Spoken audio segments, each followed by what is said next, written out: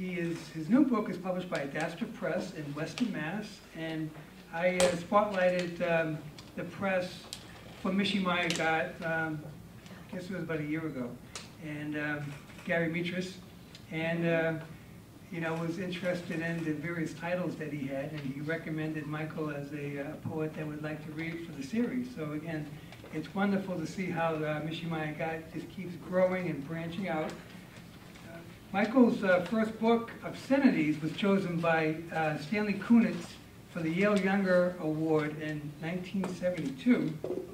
He's also the author of several other books: Mill Rat, $1 Million Hole, Permanent Party, Cindy's Fur Coat, The Bopper, and the new book I just referenced, Checkpoints. Please bring up Michael Casey.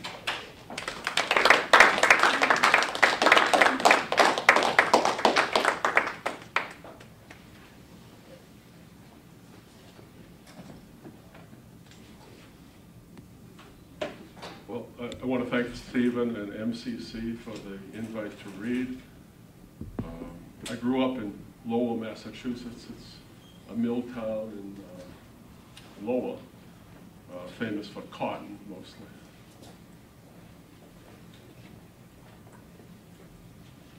My first writing really stemmed from the talk of the mill workers. I have to say in advance that my language is very coarse sometimes.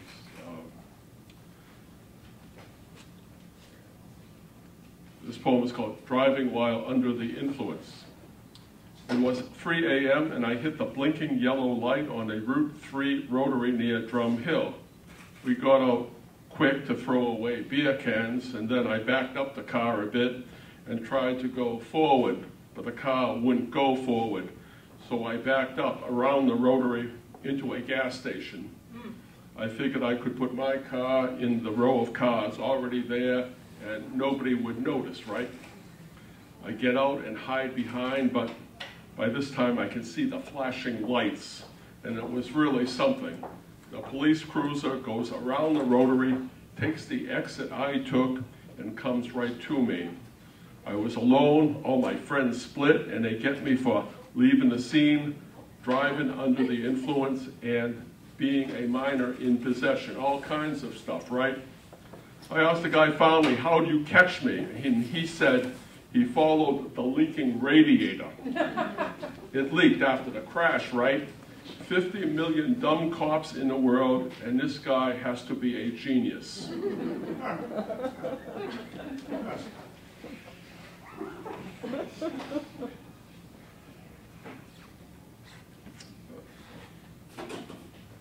One of the papers in Boston now is the Herald. It used to be the Record American way back. I cite that paper in this poem. The company pool. You want to be in our pool? I was going to ask you sooner, but I didn't know if you wanted to. I'll show you how it works. You pay $1.25. You give it to me, but you'll have to start next week. The dollar goes into the home run pool, and you don't have to pay the quarter unless if you want to. We use the record and we check out the runs column on the sports page. Not that this paper is always right. In fact, it usually ain't right, but this is the paper we use. Anyway, you have to use something to go by. The team with the most runs at the end of the week, the guy with that team wins the pool. The quarter is for the 13-run pool. If your team gets exactly 13 runs, you win that. That don't happen too often. Alfred over there made $30 last week winning that. So if you want to, you can be in that one too. You see, we pick the team from this can every week so one guy don't get stuck with the same shitty team. The tricky thing is that the week for the pool starts on Thursday, and for the paper, it starts on Monday, so we just carry it over. You understand this?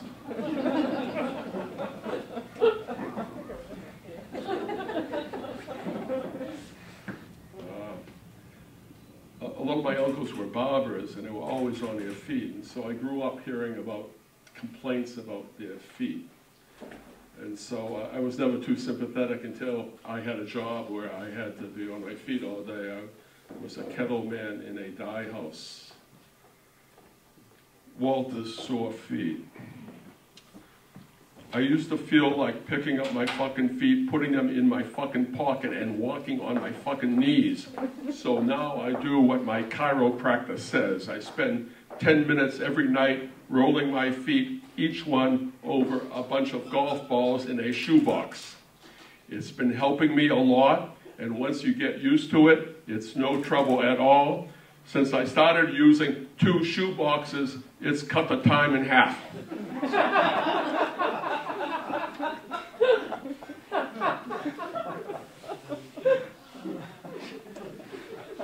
There's an acronym in Massachusetts called a B&E.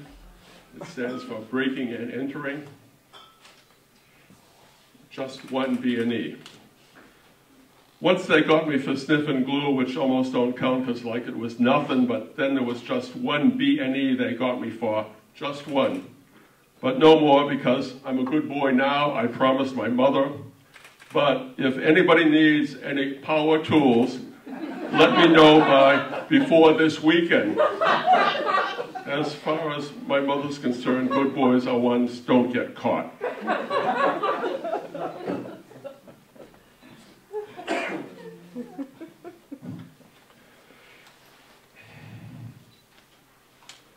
Well, when I first began writing, I started writing copies of Robert Frost, and I showed many of them to one of my teachers at the Lowell Technological Institute. I was a physics major at one time. And he didn't like my Robert Frost poems, but he liked this particular one in idiom. The speaker here is really a white-collar worker, a superintendent at the factory. My youngest, that tall. My youngest, that tall, they kept on sending him home last year. The fucking kid was always acting up. So last summer, all through the summer, they were building a new school near the house. And we kept on pointing out the fucking thing, trying to get the kid interested, you know. See the school they're building for you? That sure is a nice looking school.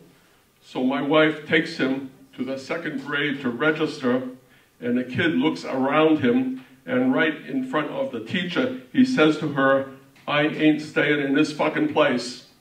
My wife said she felt about this fucking tall.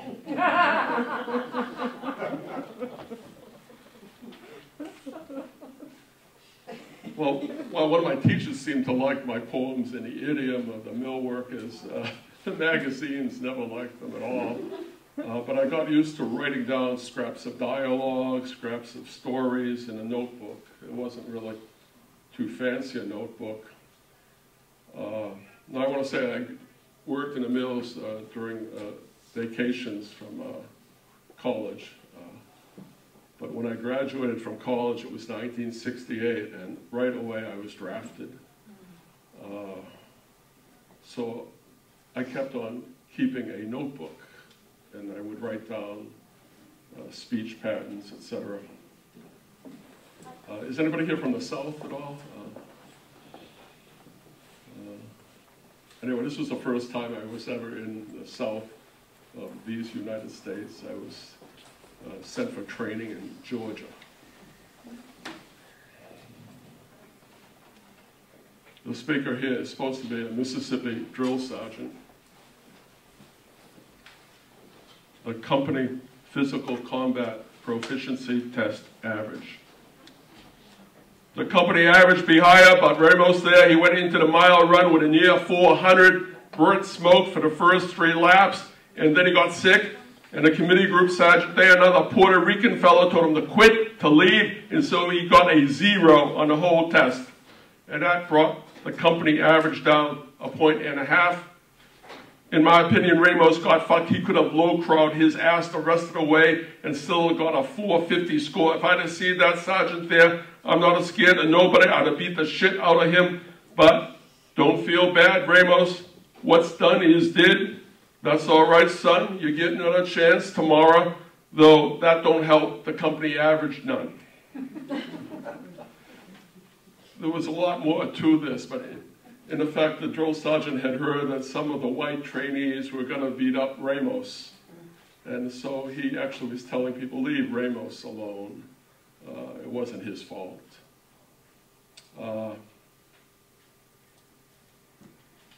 I understand that the National Guard these days does yeoman, brave, courageous service in Yes.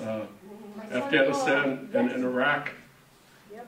But in my day, it was almost a certain draft dodging of the National Guard. I have a photograph of my basic training company, and there's maybe 120 people, maybe 15 people look like they are minorities. And that would seem like the general percentage of the population. However, if you took out the 40 National Guardsmen and reserves who were white, the minorities did more than their share in the service at that time. And why would I know that 40 people were National Guardsmen and reservists? Well, it was because of the mess hall. You had two lines, one line of maybe 80 people who were drafted or enlisted, and another line of 40 people who were National Guards and reservists. And they were always all white. Now, it took 5 people from each line at a time to go into the mess hall. But typically, if you were in the longer line, you had to wait while the National Guard and the reservists ate first. So really, my dislike is sort of visceral. They got to have their meals before I did. National Guardsmen. I'm going to finish getting my degree and get a job with some brokerage firm on Wall Street. And when I go for my interview, they'll ask me, what about your military obligation? And I will say, I'm all through with it. I'm in the National Guard. And they'll fight over me. The interviewers will piss in their pants, and you sorry-assed individuals will be in the mud. Tough shitsky, you all, I could give a sweet. There is a drill sergeant joke in the middle of this. How do you say, that's too bad in southern Russia? Tough shitsky, you all.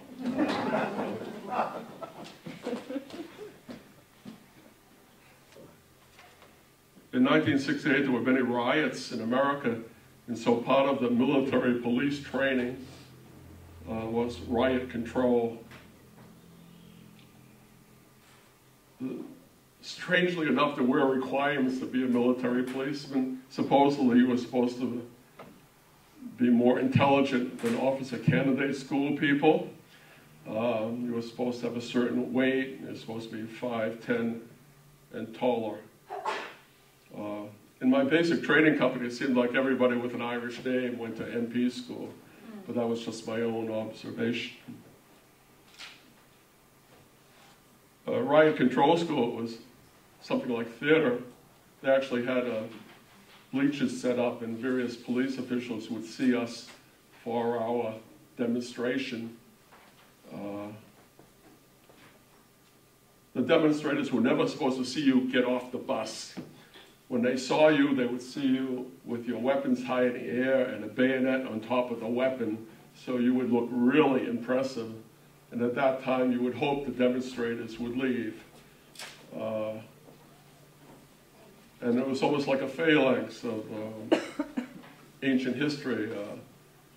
When you moved, the first row would have the bayonets standing out, and then the second row would have bayonets between the two guys in the first row. It was very impressive, and you moved very slow, hoping the demonstrators would leave. It was all theater, really. Riot control school. I thought maybe he's a guy who puts himself into other people's stories, you know, same Walter Mitty. And so maybe it happened to someone else and he only stole the story. Men, gentlemen, I've been in 3 world wars, World War II, Korea, and Santo Domingo. And we looked at each other then, Santo Domingo. And let me tell you, gentlemen, that was a war with a capital W. They threw everything at us. I was point man in a wedge formation, and I got hit on the head with a Coke bottle Molotov cocktail, but I kept on going.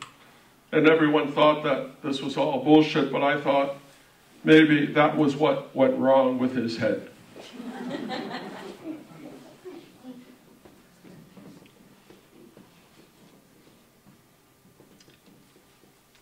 I thought I would get sent to Vietnam after military police school, but I got sent to Fort Leonard Wood, Missouri.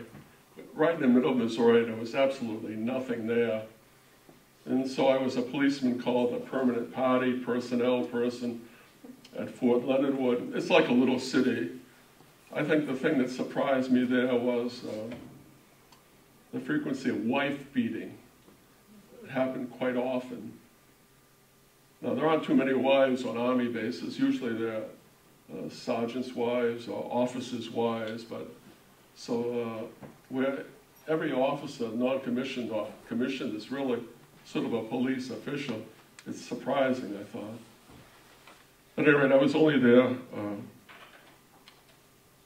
8 months or so. Then I was sent to Vietnam. I think most people think you went on an aircraft, or Air Force plane, or Navy boat, but it was chartered air flights. Welcome. Welcome to Building 950, gateway to the Pacific. Group leaders report to shipping office. No females allowed. Gentlemen, attendance at these mandatory formations is of primary concern with us group leaders. I want to see all you smiling faces with me in the big country. Also, we'll be flying on an airplane with 2 young ladies, gentlemen, with 2 stewardesses. Your American soldiers and grown-up men, construct yourselves accordingly.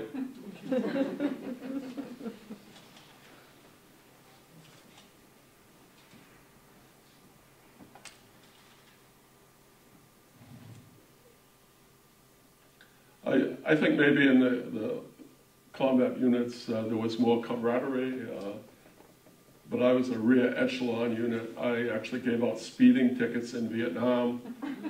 This was during the day. At nighttime, we hid on our bases. Every once in a while, we would have a night patrol to raid houses off base. Various social clubs. One of the barracks for my police unit had a sign, United Clans of Vietnam. It was the Southern MPs. Slickness. You think you're slick, I says to him. You think you're tough. Go ahead, hit me, hit me, hit me. And the asshole hit me.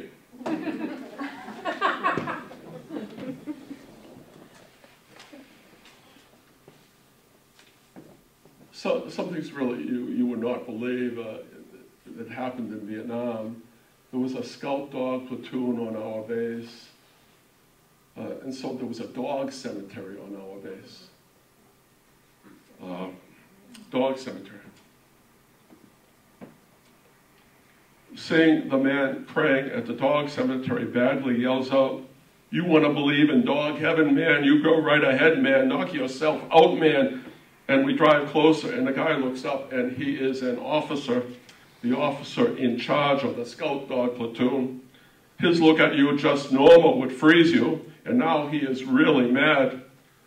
Bagley drives the Jeep away really fast, but this is an MP Jeep. It has 23rd MP Company all over it, even covering the spare tire in back. Now, which MP do you think did the lieutenant blame for this? Every single one.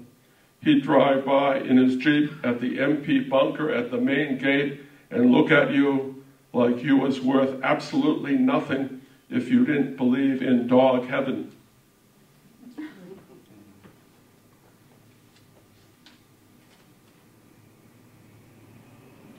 A pejorative for the police at the time was a pig.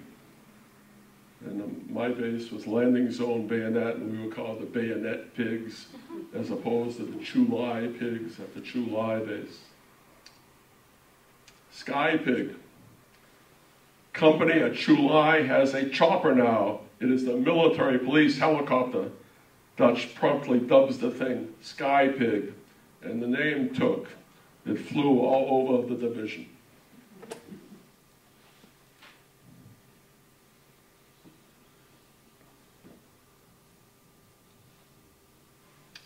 There was a movie about the Korean War with a hero, Joe Clemens, a real person's name. a real hero, definitely a brave man, and he was the colonel in charge of my brigade. He was on our base. Goodbye jest. Maybe it was just a gesture, a so long guess kind of thing, an unsettled threat more likely, but at one of the remote landing zones, maybe landing zone Sally, landing zone Siberia, the colonel, our own colonel in his chopper, is leaving the LZ, and you hear it, the shots, a whole M16 being emptied, a complete magazine, the fire from within our wire. Nothing happened from this bow jest. What kind of officer would report that his own guys shot at him and missed?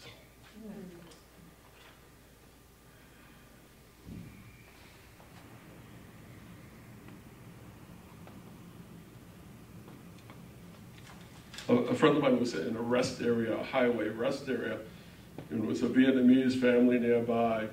And he heard the father going, yo, yo, yo, yo. That's an expression that the Vietnamese people used to herd their animals, so the father was being funny. We heard this in Vietnam, but this is about herds of ducks. John on a Jeep hood.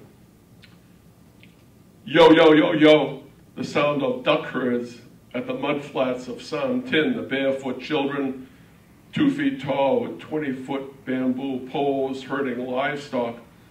Occasionally one kid, one water buffalo, but mostly ducks, 20, 30, 100. Yo, yo, yo, yo, John gets on a Jeep hood. He waves at the children left and right, every 100 feet or so, pointing benignly, hello, hello, looking good, kid, looking good, like that shirt, or authoritatively, listen up, kid. If you want to look sharp, where's your hat? Why aren't you in school? Why aren't your boots laced? You're never going to get nowhere, Joe, not tying your shoe, you lazy bum. Hey, you know where I can find some ducks? You ask why one kid can herd 50 animals, each with its own brain, albeit dim, why those animals don't go every which way. I answer, the thing is, you just heard the chief duck. All the stupid buddies follow. Yo, yo, yo, yo.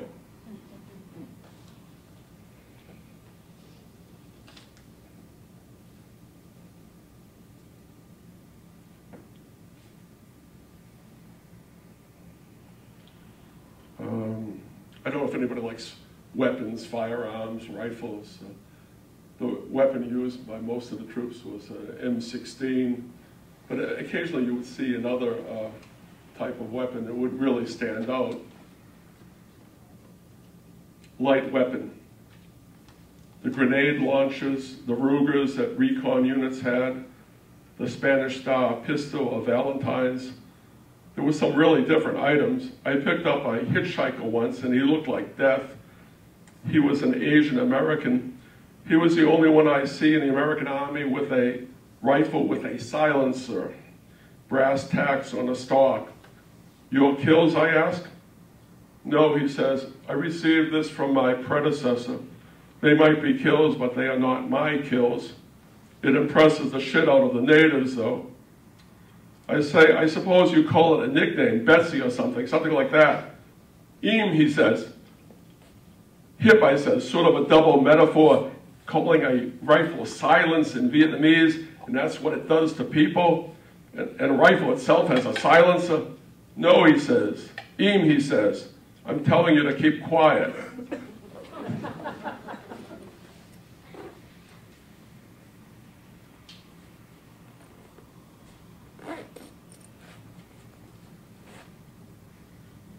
When we raided a house off base, ideally there would be MPs running in the front door and MPs at the back door waiting. This would never work out really. You would wait at the back door of the wrong house. The houses did have numbers, but I mean even houses in America don't have a number at the back of the house. All right. Bagley. I was talking to one of the Chulai pigs at the gate there, and he said some of the bayonet pigs caught him in a skivvy girl house last night, and he accused one of us of pointing a weapon at him. I asked him, what did the dude look like? And he said, I don't know, sort of big, sort of doofus looking, and I knew right away it was you, Casey. I wondered how I'm working for time.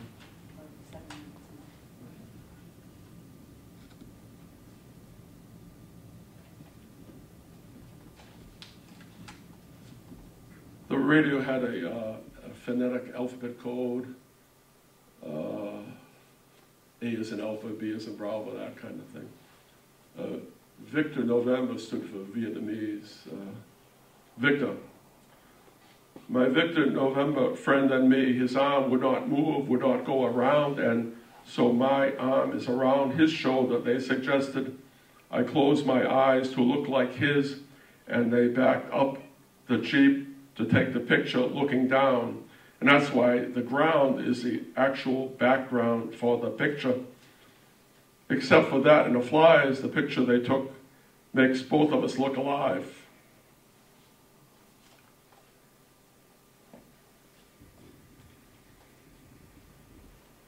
Pentagon. In country, the My Lai tragedy occurred before my time, and the lesser-known Seymour Hirsch story about Ki Chan, Quang Tin province, that was before my time as well. But my patrol route on Highway 1 was through Ki Chan, and I remember once near Ki Chan seeing children play with a stick and ball, with what looked like a pitcher's mound and a home plate, and then there were 4 bases. Now, I wish I had stopped, taught them something about the game, but that would mean time travel. You can't get there from now.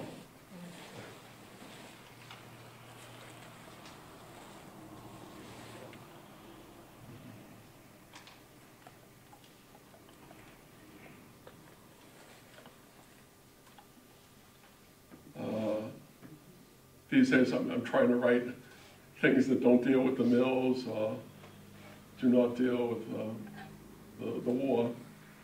I was always a fan of John Cheever, sophisticated stories about the suburbs of, rich suburbs, I think, of New York City.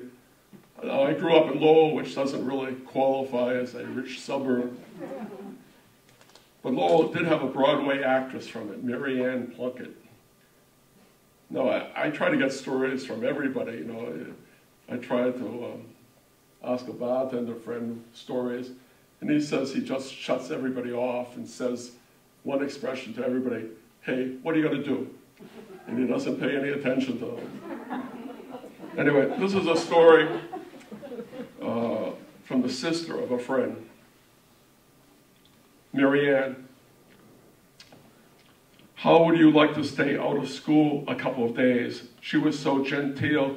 She just dabbed the poison ivy here and there on the arm, and I rubbed the ivy everywhere on my face. I was so smart. I was absent for 2 weeks of agony. I never had a chance. She went on to fame and film and Broadway, and if I look at a picture of her even now, I break out.